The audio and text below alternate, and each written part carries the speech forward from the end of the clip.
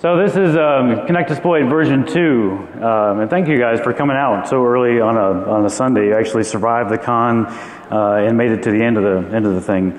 So this is version 2. It did version 1 last year. Anybody here for that talk? You want to show up? Cool, excellent.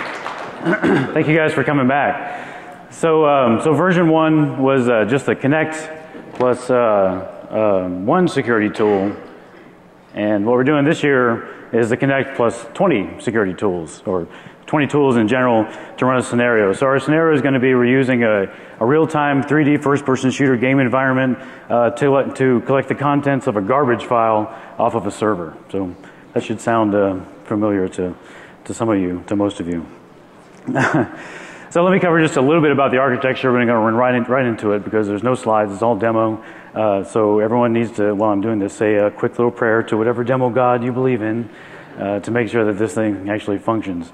I've been testing it all week. That's the bad part about doing a talk on Sundays, that you spend the entire con like practicing and working on your talk and making brand new mistakes so that you're nervous as hell when you actually finally get a chance to, to do it. So that's my state right now. So architecture-wise, everything's on this laptop. So the version 1, the big differences here were that it was Blender using Metasploit's RPC server to talk to Metasploit, only Metasploit.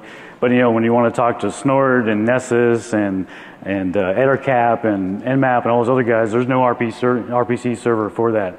So I wrote an asynchronous multi-threaded XML RPC server that Blender is talking to, that then talks to all the external tools. And again, everything's on this laptop. There's a couple VMs that we're going to use as our victim systems, and there's one external function to go out to the internet. And you'll see that later on. So let's run right into it here. Give me just a second to get this going.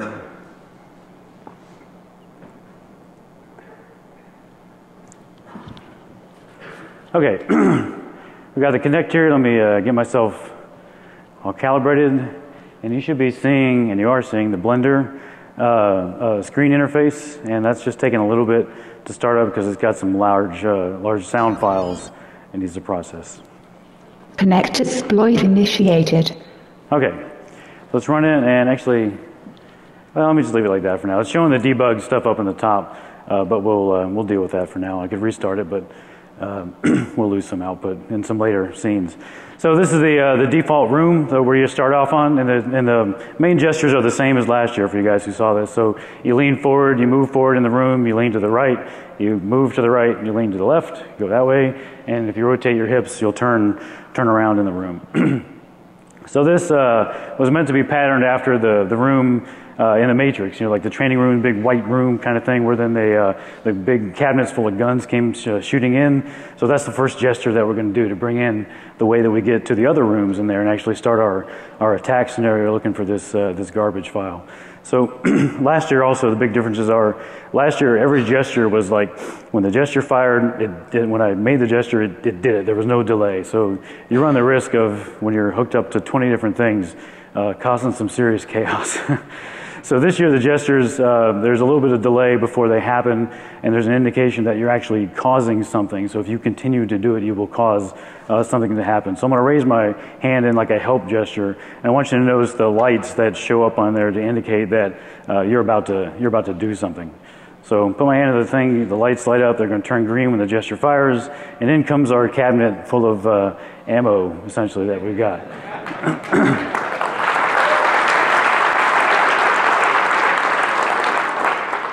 So we're going to start off our attack against this fictitious company by going into the wireless room. So you go into a room just by putting your hand into the cabinet. And now we're in the wireless room. Scanning in the wireless room is of course the first thing you do is scan for access points. So we're going to run IWList scan just by doing our scanning gesture, which is like scanning the horizon. And then we should be scanning initiated from our mind.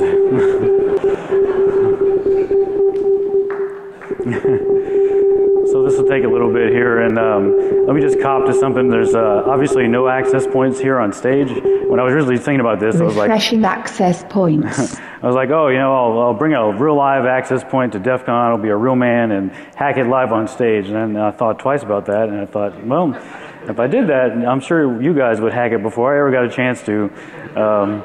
So these are real live access points. They're just not real live access points here on stage. So this is real live output. It's just sort of, think of it as a cooking show. You know, when they always have the lasagna in the oven that's already been cooked, that's exactly this scenario. It's just same real live output. And I should explain what these things are. So when I thought about how to represent an access point, when I was a kid, we had this little a toy. It was like a plastic bubble on a little wood platform with wheels on it and a stick, and you push it around. There were little balls in it that would pop up and down. I'm sure some of you guys have played with or have seen the same thing. And to me, that's what an access point is. It's like a little thing that's trying to self-contain its packets, but they fly all over the place. So these are kind of purposefully messy, and they're dropping packets all over the place. So the way you target things in Kinect-Exploit, of course, is with a fireball. So we're going to shoot a fireball at this Quest 1824 access point. And the other construct here is that we use the walls in the various rooms to help interface with stuff, because you can't just do gestures for everything. At some point in time, I mean, hacking tools are text-oriented. At some point in time, you got to deal with text. So the leftmost part is always a context. The rightmost part is menu options. They're always context-sensitive menus. So like in this case, we've selected an access point, so I can choose to dump the packets of that, which of course is the first stage of an attack. So if you'll notice now, the packets out of that Quest 1824 are coming to me rather than going where it was they were going prior to that. And so again, obviously, we're not really pulling packets down off an access point, but we are going to reuse a PCAP file that was the result of this exact process. And so when it's done, it shows you some PCAP files that you've got to choose from, and we're going to choose this top one up here, and we're going to run error crack against it and see if we can crack the web key out of this 1824. So it knows we've chosen a PCAP file. It doesn't know which access point we want to crack, so there's no option to do it. So we're going to target it again, just shoot another fireball, and it gives us the option to crack web with PCAP. So that's what we're going to do. Choose that menu option. It doesn't do much because it doesn't take very long to get it, but if it works, it's going to show the key as part of the access point itself. Refreshing access points. Oops. So hopefully you can see there's now a little key icon on that particular access point, denoting that we've got access to that particular network. So we're done in this room. That's all we need to do for wireless hacking. That gets us access to the network that we're going to use. And let me set something up here by. Well, first I want to see if this works. Of course, there's Twitter, because you can't be a security person without having some sort of access to Twitter. And the reason I want to go in here is that later on we're going to come back here and actually get some hashtags for Kinect-Exploit. So if you want to tweet something about Kinect-Exploit, now's the time to do it. And we'll come back later and see what you guys said or what there is to see. Gathering tweets. So this is just some tweets out of my timeline. So what this has done is grabbed 20, or is it 10? 10, I guess, tweets just out of my timeline. And of course, the way you see things, and it tried to replace the icons in real time with whoever happens to be out there. You can see the first one it missed, but let's see who that is. You shoot a fireball at them to see what they said, and it shows up on the outside of that. Whoops, I got a bug where sometimes you can go through walls. Let's see one more, and then we'll get out of here. Oh yeah, the good old Daily Show. Okay, now let's go back to the home, but we'll come back to Twitter in a little bit. So if you want to show up there, tweet something about Kinect-Exploit. And one more thing I wanted to show you before we kind of move on to there. There's a perch, what I'm calling a perch anyway. Perch. That gets you kind of an overview of the entire world. So this is the world of Kinect-Exploit version 2. You can see all the rooms at once, and you kind of lord over top of them, if you will. And so you can see that first room over there was the room we started. We got the wireless access room, we got the Twitter room, and then the reason I wanted to show you this room over here, just in the kind of the far right-hand corner, is the snort room. So snort's role in this whole thing is to kind of be our visibility monitor, right? So instead of usually snort's what the defensive guys use, in this case the attacking guy is going to use it to let us know, are we tripping anything? Do we, is based on what we've done, are we showing up on someone's radar? And we'll go into the snort room a little later after there's some more stuff, but you can see there's kind of a rotating barrel that refreshes itself every 30 seconds.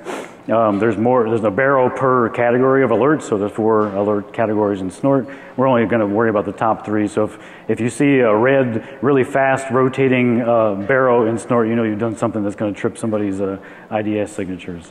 So that's the idea behind that. So let's get out of the perch and back into the home. And we're going to go into Nmap and take a look at this network that we just got access to from the wireless access points. Nmap. So we list the networks to get an idea of what we can see. And so we got a couple different points here. Obviously, I'm not going to attack myself. This middle one is DEF CON. I don't want to attack that. I'm going to attack 100.0, which is our victim VMs here. Oh, let me do it again. You should get the little tick sound every time you select something, just to let you know that you picked it. And again, it's kind of purposefully slow there. I mean, I'm delaying gestures on purpose just to make sure that you're not accidentally picking a menu option without meaning it. So that's why it's changing color and delaying and all that stuff.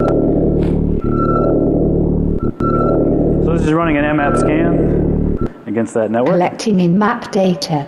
And it didn't take long at all, because Nmap's quick, especially on a local box, which is good for us.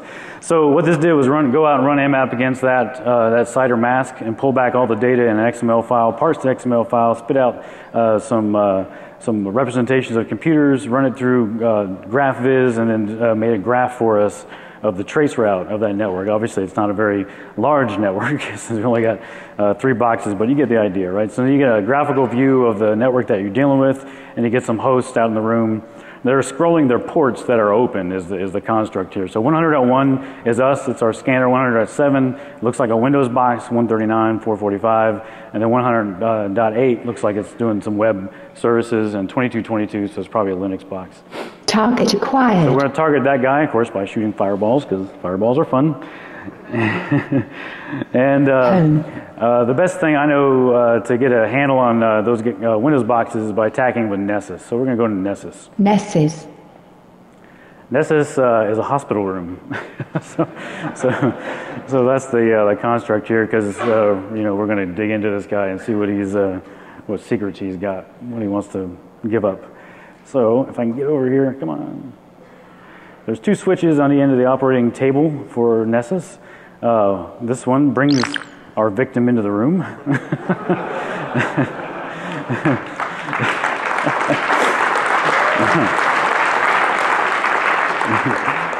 And this other one. Nessus scanning initiated. Initiate a Nessus scan, like it says, like the nice lady is Nessus scan completed. So if you've ever run Nessus, you know it doesn't complete that fast. So I will cop to another cooking show portion of this thing. Actually, I don't even have Nessus loaded on here, but there is an integration in Nessus that is a real live Nessus scan from that box. It's just the XML file and kind of replaying, because if you ever run Nessus, you know it takes like 5 or 10 minutes per host, and I don't want you guys staring at me for 5 or 10 minutes. I like you and all, but...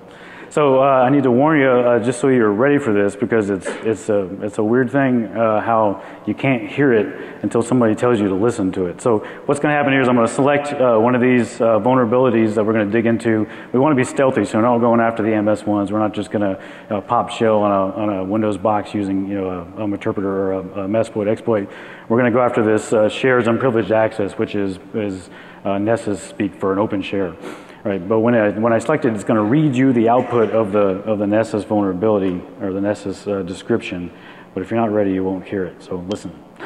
The following shares can be accessed as LBPIWMGN. File as readable, plus content of this share. Test.txt troubleshooting.pcap. Okay, so we've got 2 files accessible on an open share, if you heard it, and one of them is a PCAP file. So I don't know about you guys, whenever I find a PCAP file in a pen test, first thing I want to do is run it past EtherCap to see if there's anything in there I can use. So that's what we're going to do. We're going to package this up. Packaging your vulnerability. And this puts it in a little ammo box that's going to follow us around, kind of like Thor's hammer. Right, so it attaches to our hand, and the fun thing is you can kind of outrun it. You can go faster, and then it will catch up to you. So, and it's going to follow us around to the rest of the rooms here, well, until we get rid of it, which we're going to do shortly.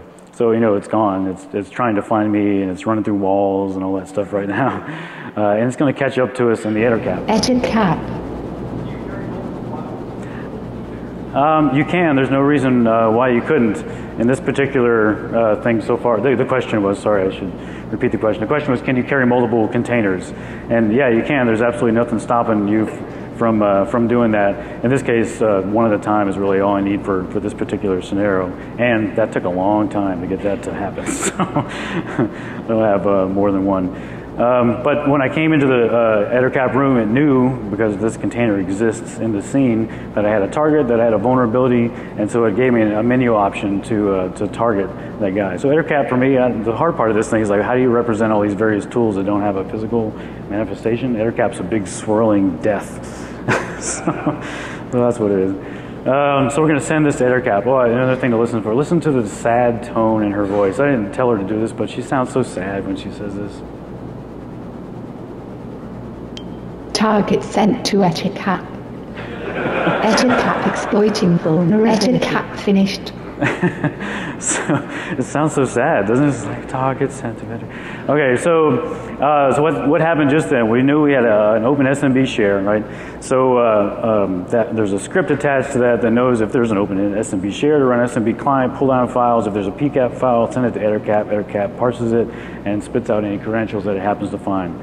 So now we've got creds that we can go use. So let's go back and root sounds like a Linux box. So let's go to our Nessus area, or I'm sorry, in-map area, which is where we pick targets that we're interested in. You know, and we got, oops, get back over here.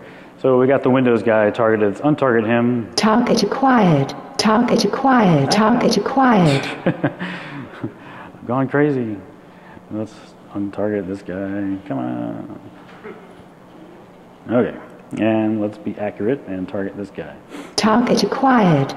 Targeting is important in games, and it's also important in this game. So we had a guy with 80 and 443 open, and we have some credentials. So let's go to the web room and see what we can do for those. So here's our target who came with us into the web room. We're going to scan him for URLs. This is just going to run wget against him and see what we can find. Gather URLs completed. It sounds like it's it announces when it does something, announces when it's done. So if they happen almost simultaneously, it sounds like that, where it kind of came over top of itself. So you can see we didn't really get much, right? So let's use our credentials that we just got from EtherCap. It gives us this option because it notices that we have credentials, and it just ticks on I'm going to use credentials, kind of a Boolean flag, and let's scan again. Gathering URLs.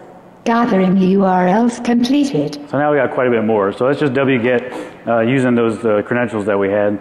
And there's a whole list of URLs. We can scan through them. The gesture for that is just you put your left hand behind you a little bit, and then you do kind of a give me more data movement. So we've got a bunch of URLs we can pick from.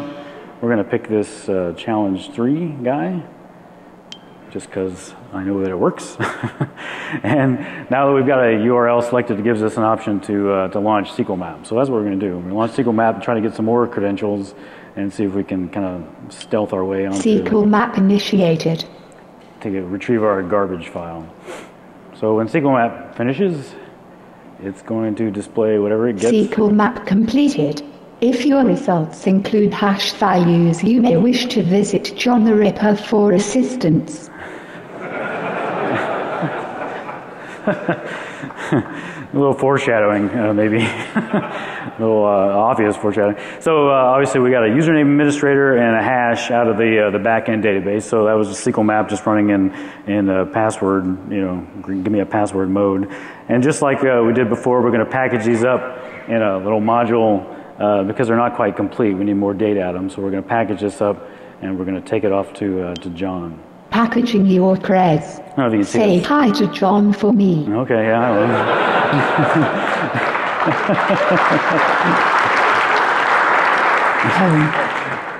will. She's got a sense of humor. That. Okay, so let's go to John. John. So John has a little red box in the corner because I don't know what else to do with John. The cool thing in Blender is I'm not spending much time on Blender. If you have questions about the game engine, here came our creds. One cool thing is it's got like a distance sensitive sound. So closer I am, the louder the sound, you know, farther away. the quieter the sound as well. So it's got some, just I guess those are standard game engine features now, but they're new to Blender. So we're going to crack these credentials by sending them off to John. Credentials sent to John. And when he works, he's going to display them on the wall. John activate. John completed. So John did this work that fast because that was a real-time John crack, by the way. It wasn't a cooking show type thing. But that password obviously is in John's default password database. So it just took that, it was a MySQL hash, cracked it against that. And so now we've got administrator creds with an oddly familiar password. So let's select those because we're going to make use of those. And credentials selected.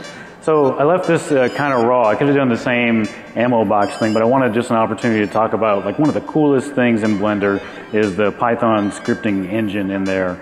And so, for example, this object, me right here, I'm just called the player in the scene, and you can attach Python dictionaries to anything in any object inside Blender. So when I selected those credentials, all that really happened was it took this string. If you're a Python guy, you'll recognize that as a Python dictionary, just a field value, right? So username, administrator, password, Gibson hash, and it attached that as a cred to the player. So now anything else inside Blender can make use of that same thing. So it kind of has its own internal data transfer mechanism.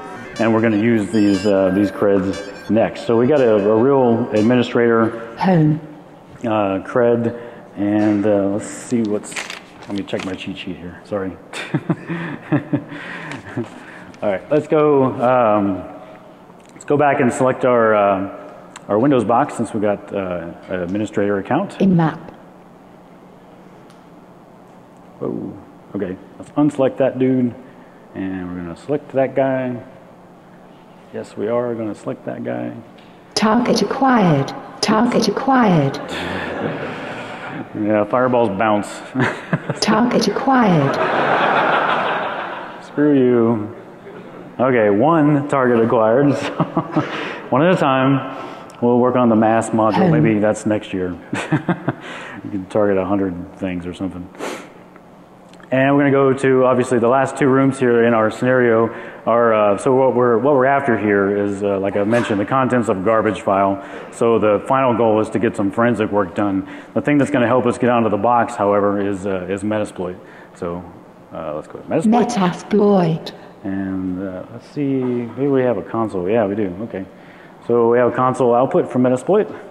It's complaining and bitching about not being updated, but I didn't want to break anything, so it's not updated recently. Let's go up here. So what this is going to do is run psexec to get an interpreter session loading on the box. And it's going to run, I don't know if you guys were here last year for Wes McGrew's talk, but he released a module that gets you a forensic interface, just an NBD server, network block device server, on a box. So through an interpreter, you can then run any forensic tool that you want. So that's what we're running against that. So it's just psexec using those credentials that I just showed you, and it's attempting to run this this module. And as you can see, it failed dramatically. So sometimes that happens, and you just run it again, and we can do the same thing using gestures. Loading. So we're loading. Let's go try it again. If it works, it'll serve up the C drive as a network block device. And there it is, serving up a C drive, and the entire C drive is now available to us as a network block device. So that's awesome. And we're going to use that in the final stretch here. Whatever you guys said to the demo guys, you keep saying it because we're doing pretty good. We're going to go to the forensic room and see what we can find out about this now that we've got raw access to it. So we're going to connect using MBD, just MBD client, a regular Linux client. Loading. And it's made the connection and given us another option to search through garbage, aka the recycler bin in Windows. Searching. So this kicks off a job that's going to take just a little bit. So let me explain kind of what it's doing while we're waiting for the output, and then we'll go to some other rooms while we're waiting for the output also. So this is live, real time, actually hitting that box, searching through. So it's got a raw, like much like a DD image on there. It's going to run FLS out of the sleuth kit and just look for anything with the word recycler in it, and then display it up on the wall. So in the meantime, let's go out to the perch and see if we have some snort output that we can take a look at. And it looks like we do. We got a couple barrels, so let's get out of the perch. and see if we can go see what alerts we've triggered so far. So here we go. Snort. Snort. Snort. So I'll only do one, and then we'll move on to something else here. But all you do is just touch the barrel. You can get close to it. There's something interfering here. And it coughs out just a little summary of what alerts are there for that particular barrel. So you can see these are like priority 2 alerts in Snort. So we got some port sweeps that obviously are from our mmap scan, and then some other stuff probably from the SQL map that we did. So that's the Snort integration. Home. And while we're waiting for our forensic output, it will announce it to us when we get. We don't have to go back to the room to check. It'll say forensic output received. Let's go to Twitter and see if. Twitter. Whoa! I ran into stuff. Let's see if there's any Kinectasploit related stuff besides my one sorry tweet early this morning. Gathering tweets. Cool. All right. Let's see what. I'll try to knock some of these down because the fun thing about these, they don't have much weight to them, much like tweets don't. So you can kind of knock them over if you hit them enough times with fireballs. Oh, come on, fall over, please. Of course, now it's not gonna.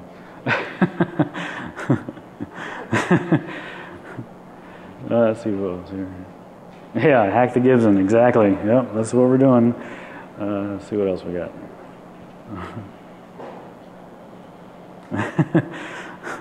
Cool. And come on, forensic output. Oh, see this. A lot of people with default icons. And by the way, I should have said all the code for this is going to be available up on my site. So you saw it in the initial intro there. It's just ponolabs.com/defcon20, and everything that's here will be available there. You're going to give me just a little bit to clean it up because there's a lot of bad code still left in here. But it'll all be open on there. And Blender as well is open source. If you go to blender.org, it runs on Linux, Mac, Windows, and any Blender file that you create like this can run on any platform. Of course, given assuming that you've got all the rest of the stuff on there. I mean, obviously, if you're going to use mmap, you have to have mmap as well. So you got to have all that stuff loaded. So again, everything out of here will be all forensic output received. Cool. So we got our forensic output. So let's go back to home, and let's go back to the forensic room. Let's go put room shortcuts in here next because it gets a little tiring going around. So it did a FLS against that, and if you've ever done FLS and Mac times, all that stuff in forensics. So what we got is the inode number on the far left, and then the name of the file. So this is just everything that has recycler on that particular Windows box. If you have ever done forensics and recycling bin, all that kind of stuff, you'll know that the info2 file, which I'm trying to select down here in the very bottom, is kind of the index for everything in the recycle bin. So we're going to choose that. Oh, come on. There we go. Info2, and Kinectasploit knows that info2 file can be parsed with refiuti, and it gives us the option to do that. So I'm going to choose refiuti, and it's going to pull down that file. Retrieving forensic output received. So what it did just there was run icat against that network block device with that inode number, pull down info2, run it against refiuti, and give us a bunch of what looks like crazy output. But we can go back to the beginning of this output. I think we can. Come on. Okay. So it just tells you where the file was, and then the important thing to pay attention to, so the index number is the number that gets added to DC. So DC1 will be this file up here. And if you notice, the file's name is C/ in other words, root/period workspace /garbage.txt, which sure sounds like the file that we're interested in. So let's go get our previous output here, search garbage again. Searching. And this is going to forensic output received. So it ran that same exact thing that it took a couple minutes last time, but it caches it, so it takes a lot less time the second time through. So we're going to pick DC1, which we got from our index on there, and then if this works, it's the grand finale. So let's hope it works. So we're going to icat that file out and see what it's got. Retrieving. So let me go over here. It's displayed the output on the back wall. So let me just go over here and turn around. And hopefully this will work. and will be the end of Kinectasploit version 2. There we go. There's the the output of that file. It's in that place where I put that thing that time, which if you've ever seen, if you've seen hackers recently, you will recognize that. So that's Kinectasploit.